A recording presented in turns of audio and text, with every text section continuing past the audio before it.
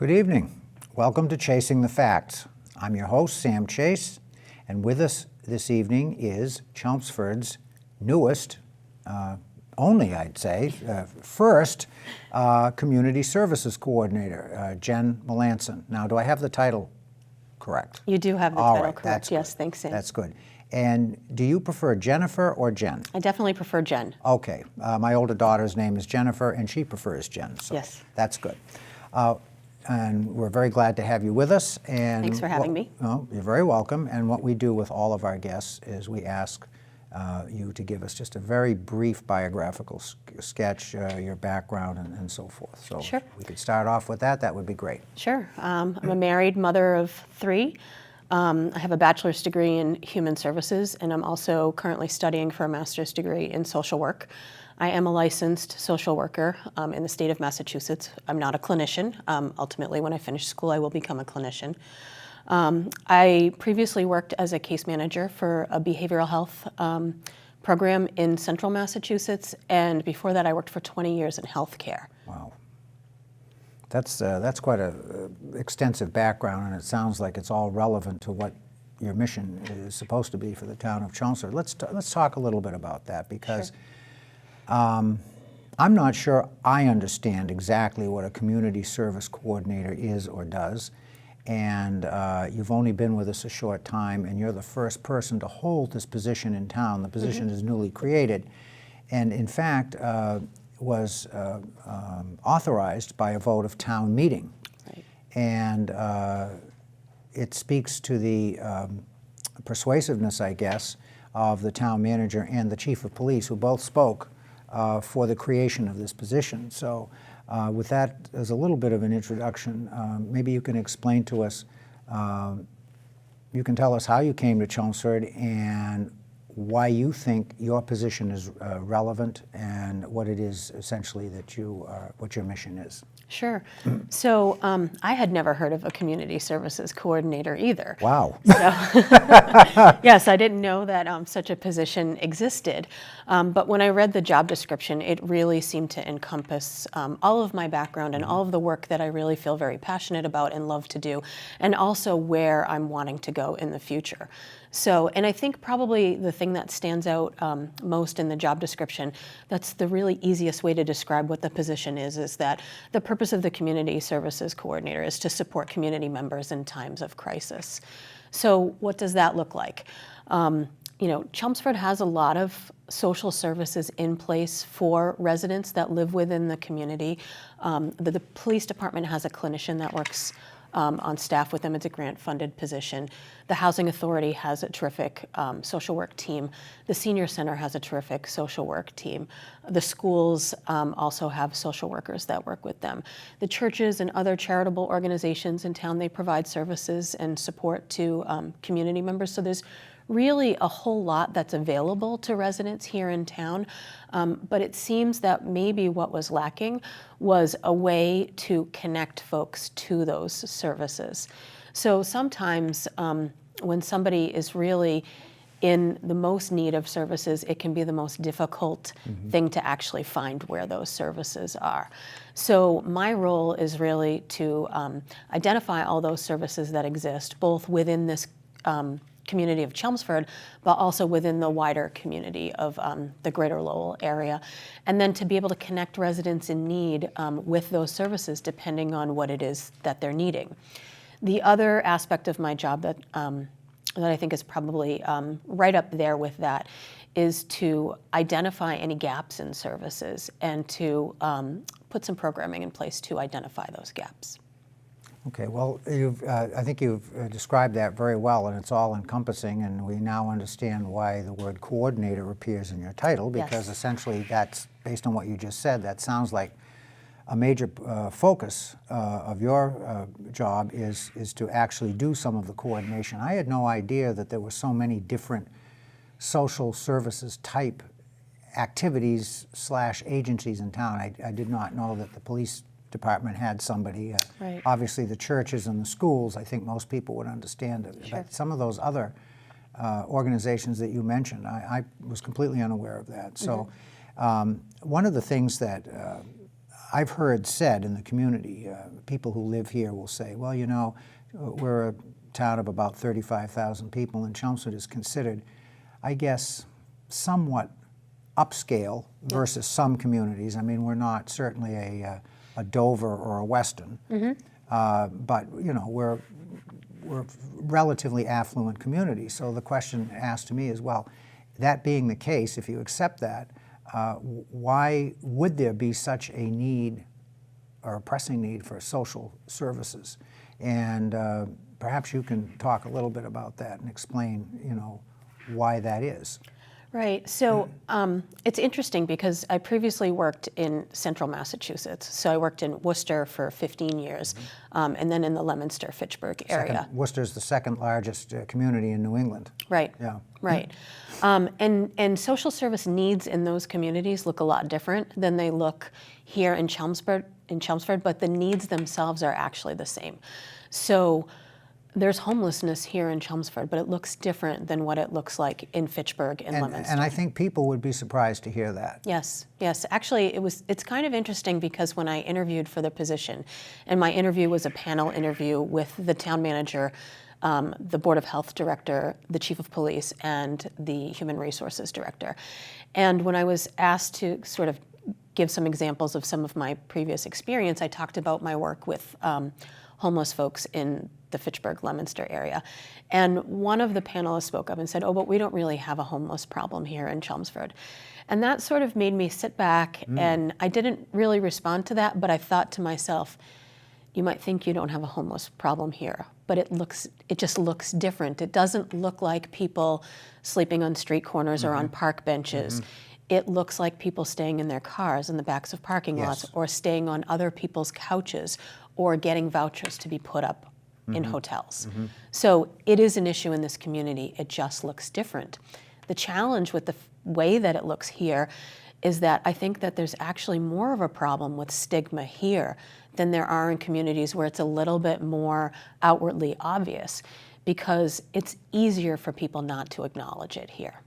Yeah, that makes perfect sense. And obviously, if that's the situation, it makes your job and those of the other agencies that have to contribute to what you're doing, it makes it more difficult for them to identify these issues and respond, perhaps, I would say.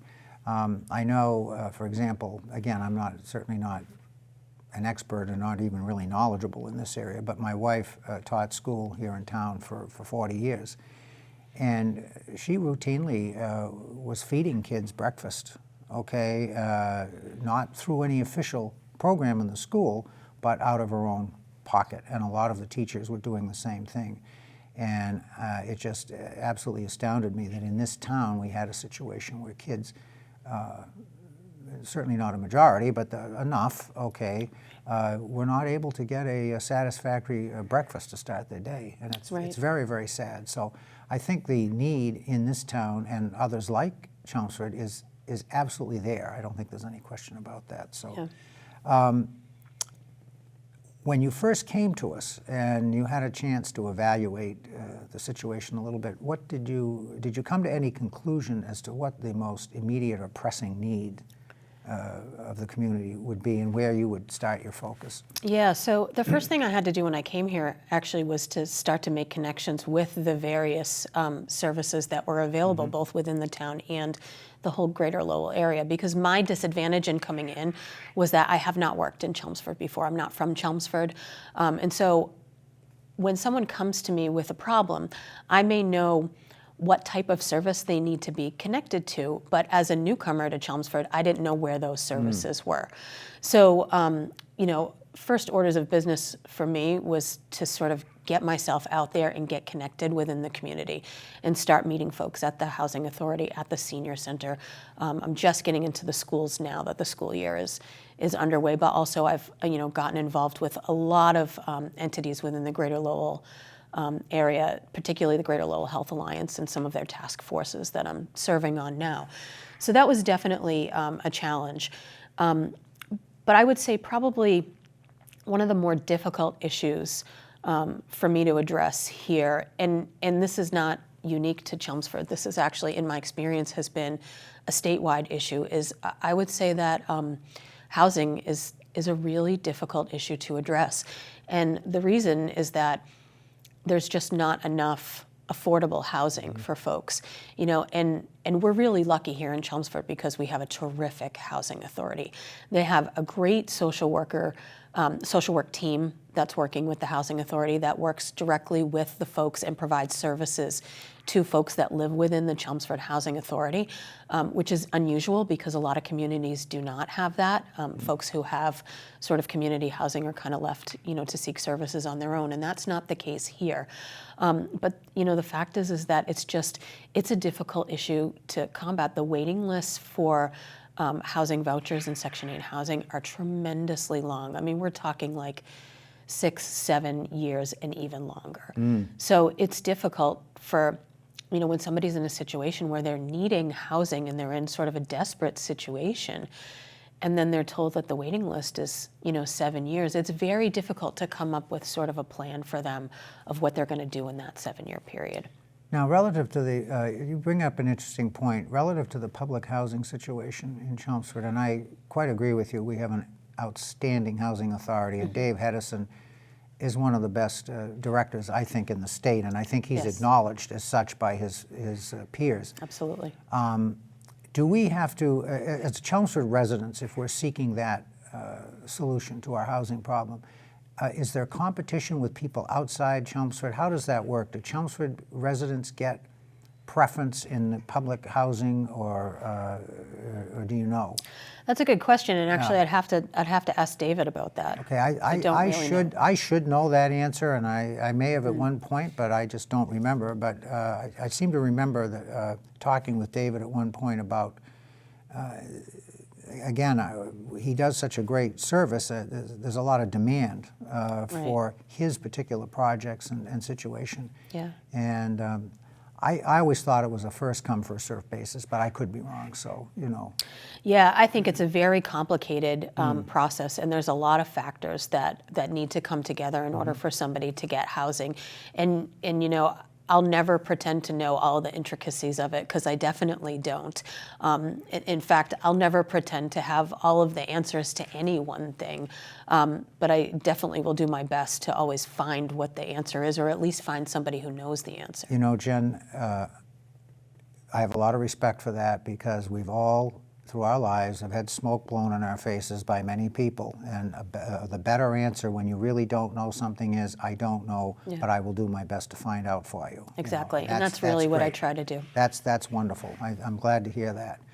So, I think you're off to a great start, and you seem to have, tried to work your way in as best you can. Now, let me ask you about counterparts in some of the communities that surround us. You mentioned Lowell, so it certainly wouldn't surprise me if a city the size of Lowell had someone like you, or even a small staff. But what about some of the towns that are more comparable to Chelmsford, like Westford or Carlisle or Tewksbury or Concord? I mean, do these folks all have your equivalent position? Some of them do. So my position was actually modeled after the same position in Acton. Acton, okay. Yes, Acton has a community services coordinator. She's been there for 10 years, Oh, wow. actually. Wow. So they're really kind of ahead of the curve on this. And I think it was my second week here that I was able to set up a meeting with her and meet with her. And she was a tremendous resource to me as far as offering guidance to me in the role she plays in Acton. But I've sort of taken that and I've kind of adapted it here in Chelmsford. There are certain things that she does in Acton that I didn't think would fit well for here in Chelmsford. And then also, my job description really does stress, in addition to working directly with individuals, to actually put some programming in place, which hers does not do that. So there are definitely, I definitely have used her input as guidance, and then taken that into this position to sort of evaluate what it is that the community here needs. There's also a similar position in Westford, and I met with her a couple of months ago, and she kind of grew out of a position that was solely initially with the senior center, but has taken on more of a role with the general community.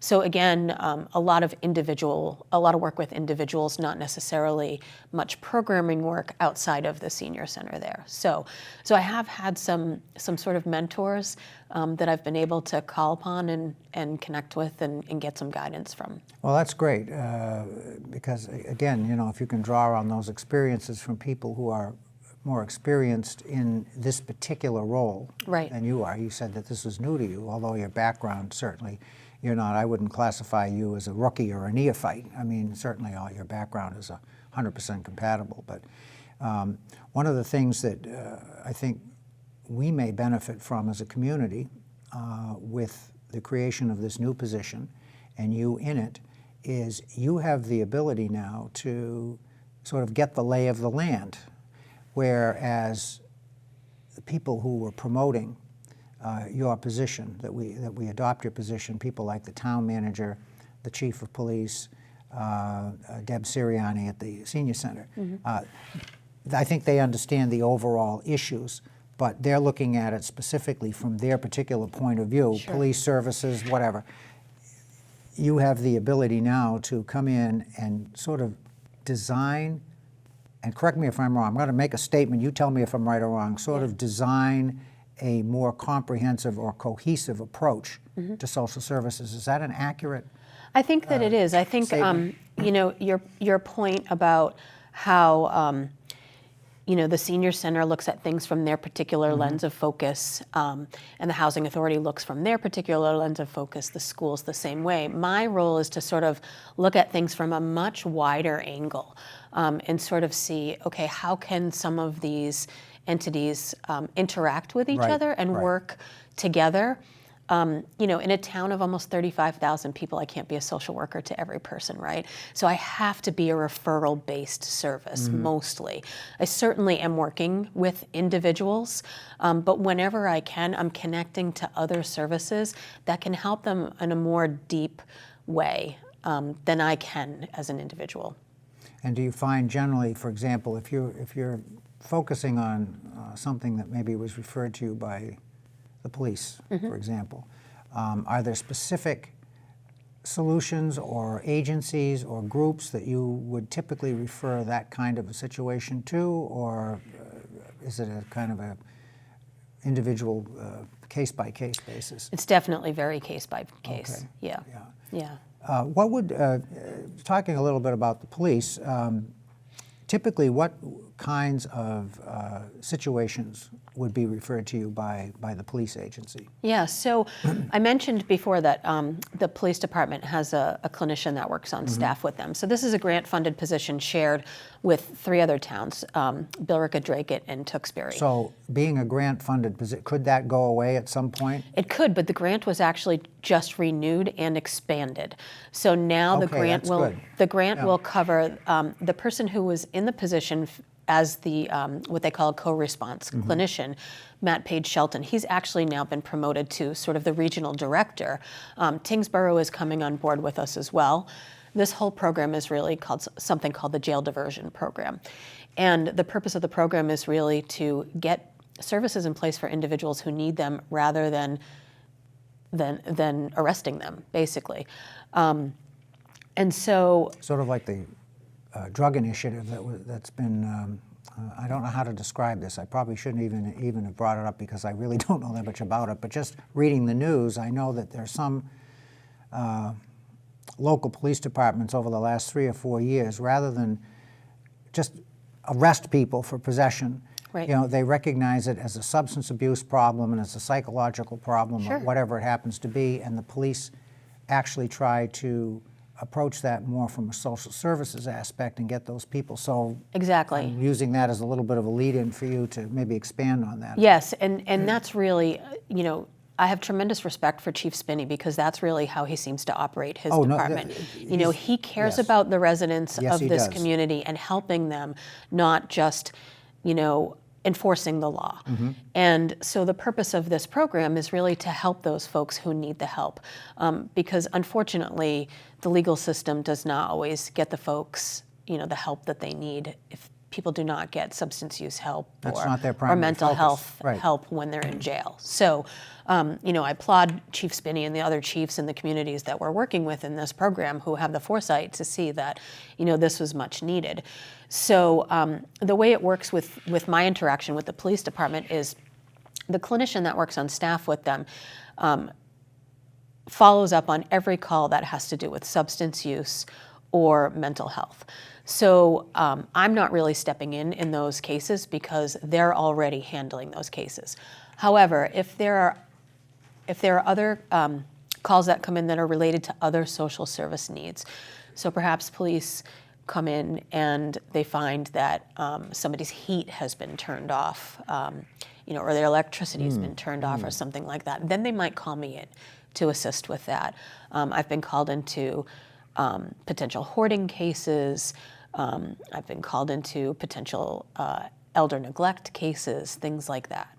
That makes perfect sense. And if you think about it, of course, the police are responders.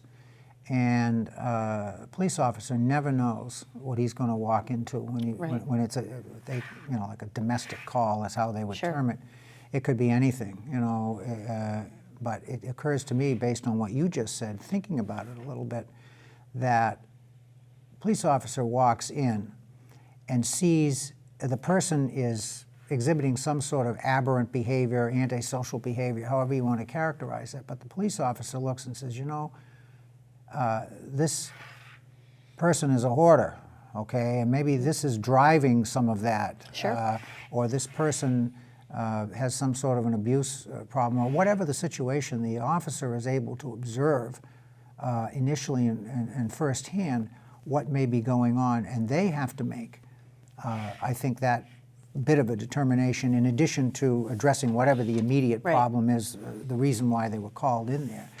So that's certainly a change in what is expected of our police officers. Sure. 30 or 40 years ago, I had Chief Spinney on the show 2 weeks ago, and we talked a little about how police service and fire service, also had the fire chief on, how they've evolved over the years.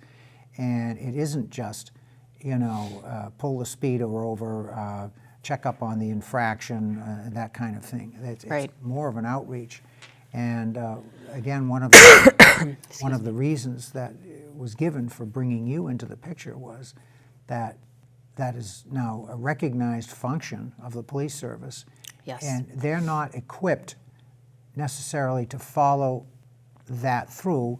As you said, the individual that works with the police department focuses on law enforcement related things directly, but then the other stuff, the spillover, the hoarding or the substance abuse, whatever it happens to be, there was no place for them to go, essentially. That's the way I interpreted the discussion as to when they were trying to get your position accepted by town meeting. It made perfect sense to me. Right. So now, could you be called off hour by police if they found something that... Yeah, so technically, I work 37 and a half hours a week, technically. I always thought that was pretty interesting. I never worked less than a 40-hour week in my life, but that's like a manufacturing schedule. Yeah. So 37 and a half is a typical office schedule. I would say there's not been a week that I've worked 37 and a half hours. So I typically work more than that. And we don't mean, folks, that she's only working 25 or 30 hours, okay? So the job is a little bit more than the 37 and a half formal hours, scheduled hours that you're supposed to, quote, be in the office, unquote. Right. It's, it's not my nature to walk away from things that need to be done. And so I have a cell phone that was provided to me by the town, and I rarely shut that cell phone off at night or on the weekends. And it's not that I'm on call for the town, and I wouldn't necessarily be called out to a situation on off hours.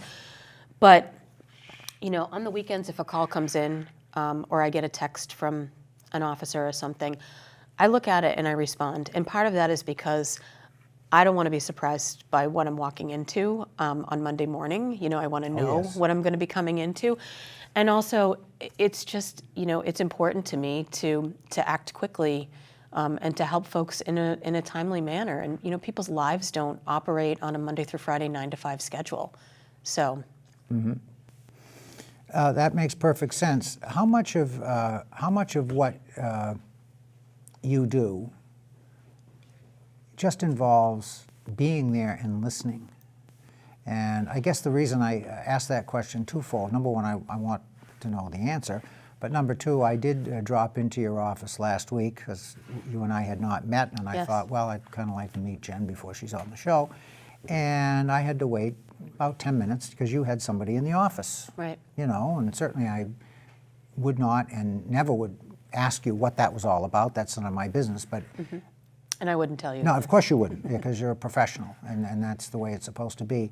But what it did do, it showed me that right off the bat, you had a client, I guess, for lack of a better term, in your office, and you were obviously interacting with that person.